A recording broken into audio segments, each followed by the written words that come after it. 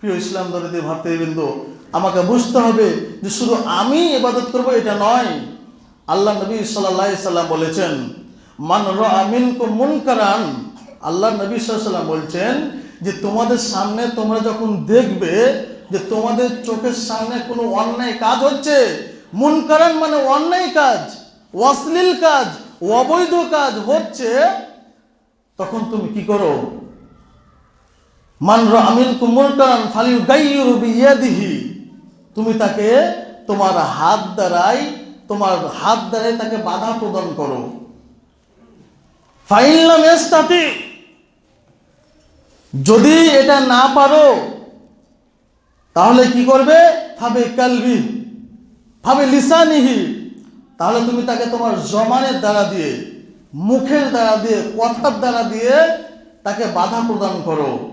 Fine লাম ইয়াস্তাতি, যদি তোমার এটাও ক্ষমতা না থাকে তাহলে কি করো? ফাবে কালবি, তোমার অন্তর থেকে তাকে ঘৃণা করো। ওয়াজালিকা আজাফুল ঈমান, এটা হচ্ছে ঈমানের সবচাইতে কি আপনার নিচু মনের ঈমান। হাদিসের ব্যাখ্যায় কি বুঝতে পারলাম? এটা হচ্ছে হাদিসের অর্থ। এবার আপনাকে আমি একটু ব্যাখ্যার দিকে নিয়ে যাই যে আল্লাহ নবী সাল্লাল্লাহু আলাইহি সাল্লাম তিনটা বিষয়ের উপর বললেন, তিনটা ক্ষেত্রে ভাগ করলেন যে তিনটার উপরে তোমাকে মানুষকে দাওয়াত দিতে হবে। এক, বিয়াদিহি, অর্থাৎ ক্ষমতার বলে, ক্ষমতার জোরে, ক্ষমতা আছে সেই মোতাবেক কাজ করতে হবে। আজকে আমাদের সমাজের মানুষ, এখানে একটা জিনিস আমাদের সমাজে ভুল হয়, দেখবেন ক্ষমতা বলতে আমরা কি বুঝি? ক্ষমতা বলতে এটাই আমরা মূলত সমাজের মানুষ বুঝি যে আমার বংশ আছে, আমার সমাজের দায়িত্ব, বা আমি সমাজের একটা উঁচু পদের মানুষ, আমার রক্তের ক্ষমতা আছে। একটা মানুষ অন্যায় কথাকে যে পারাপ্পার 2-3 চর মেরে দিলাম, মূলত আমরা এটাকে ক্ষমতা বুঝি। কিন্তু হাদিসের ব্যাখ্যা বিশ্লেষণ হচ্ছে এই যে ক্ষমতা আপনাকে গ্রামের কোনো মানুষকে দেখাতে হবে না। ক্ষমতা একমাত্র দেশের প্রধানমন্ত্রীর থাকতে পারে, যারা দায়িত্বশীল তাদের থাকতে পারে, যাদেরকে আমরা দায়িত্বর জায়গাতে রেখেছি তাদের ওই ক্ষমতা থাকতে পারে। যেমন আপনাকে বলি, ক্ষমতা মানে কি? এখন যদি আমাদের রাজ্যে ঘোষণা করে দেয় কোনো একটা জিনিস, যে কোনো জিনিস ঘোষণা করলো মুখ্যমন্ত্রী, তাহলে আমাদের সবারই কর্তব্য যে সেটাকে আমরা কি করি? নিজের দায়িত্বে সেটাকে মানার চেষ্টা করি বা মানি। এটা নিজের দায়িত্বে আমরা গুরুত্ব সহকারে সেটাকে মানতে চাই, আর তার সেটা ক্ষমতা প্রয়োগ করছে মানুষের উপরে। তো ক্ষমতা হচ্ছে ওটা নিজস্ব একটা ক্ষমতা। এবার ভালো কাজের ক্ষেত্রে ক্ষমতা কোন জিনিসটাকে বলে?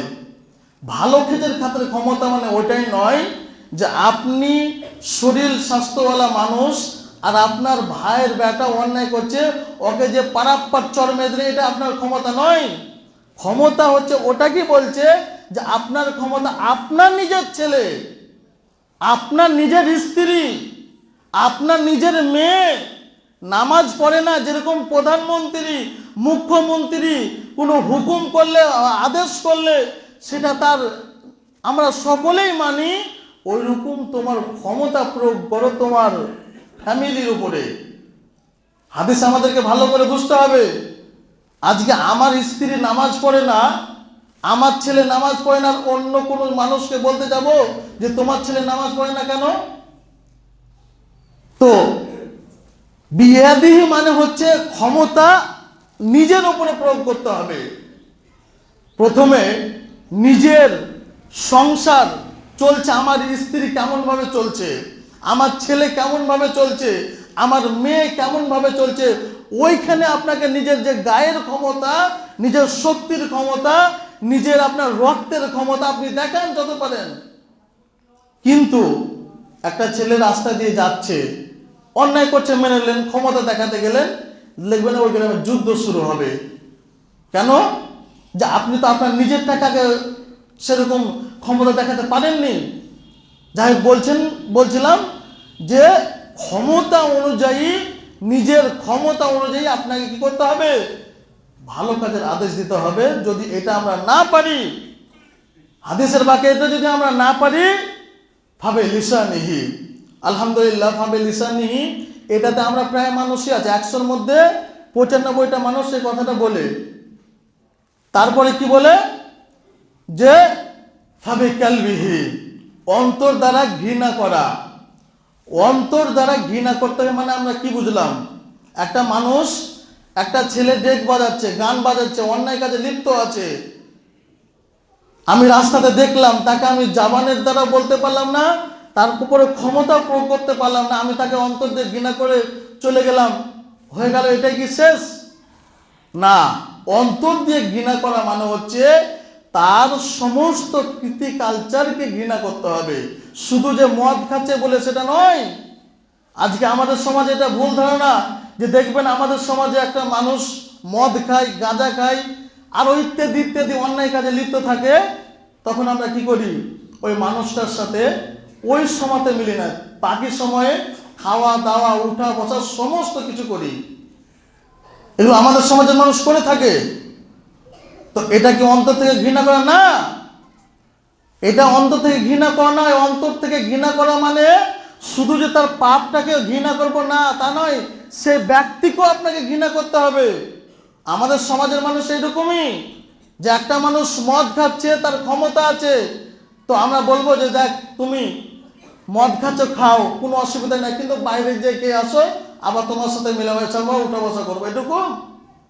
আপনার ছেলে মদ খাচ্ছে ধরলেন, তো আপনার ছেলেকে বলবেন যে বাপ তুমি মদ খাচ্ছ, ভালো কথা, তুমি মদ খাচ্ছ, গাঁজা খাচ্ছ, একটা খারাপ জিনিস, তুমি বাড়িতে খেও না, বাইরে খাবা, বাড়িতে এসে চলাফেরা করবা। এটা কি অন্তর থেকে ঘৃণা করা? না। অন্তর থেকে ঘৃণা করা মানে যেরকম মদটা খারাপ, গাঁজা খাওয়া খারাপ, এটাকে যেরকম ঘৃণা করলেন, আপনার সাথে আপনার ছেলের কানেকশন আছে, যোগাযোগ ব্যবস্থা আছে, ওইটাকে বিচ্ছেদ করতে হবে আপনাকে। অন্তর থেকে ঘৃণা করার মানে এই নয় যে খারাপটা বাইরে করে এসো, ভিতরে গিয়ে আবার তোমার সাথে উঠা বসা সব কিছু না। আমাদের সমাজের মানুষ এটাতে লিপ্ত, জড়িত। যে একটা মানুষ অন্যায় করছে, অশ্লীল কাজ করছে, দেখছে, তারপরেও দেখবেন পরক্ষণে চায়ের দোকানে একই জায়গায় হাসতে হাসতে চা খাচ্ছে। তাহলে আমরা এটাকে কি, কাজটাকে খারাপ মনে করলাম না? ব্যক্তিটাকে আমরা সম্মান দিলাম, কিন্তু কাজটাকে খারাপ মনে করলাম। কিন্তু না, আপনাকে করতে হবে, আমাকে করতে হবে, সে ব্যক্তিটাকেও খারাপ, যেরকম ওই কর্মটাকে খারাপ মনে করলাম, ওই ব্যক্তিটার সাথে সম্পর্ক বিচ্ছেদ করতে হবে। এটাই হচ্ছে হাদিসের ব্যাখ্যা বিশ্লেষণ। কিন্তু না, এরকম না করে আমরা সমস্ত কিছুই করি, তুমি খারাপ কাজ অন্য জায়গায় করেছো, কোনো অসুবিধা নাই। প্রিয় ইসলাম দরদি ভাতৃবৃন্দ, আমাদেরকে বুঝতে হবে হাদিস ও কোরআনের কথা। আমরা যদি দেখি আমাদের চোখের সামনে অন্যায় কাজ করছে, যদি আমাদের রিলেটিভের মধ্যে হয়, বা আমার ক্ষমতার আয়ত্তে আছে, আমার ছেলে অন্যায় করছে, আমার মেয়ে অন্যায় করছে, আমার স্ত্রী অন্যায় করছে, আমার সমস্ত শক্তি সেখানে প্রয়োগ করতে হবে। আমার যত শক্তি রয়েছে সেখানে প্রয়োগ করতে হবে যে তুমি কেন করলে এই কাজটা।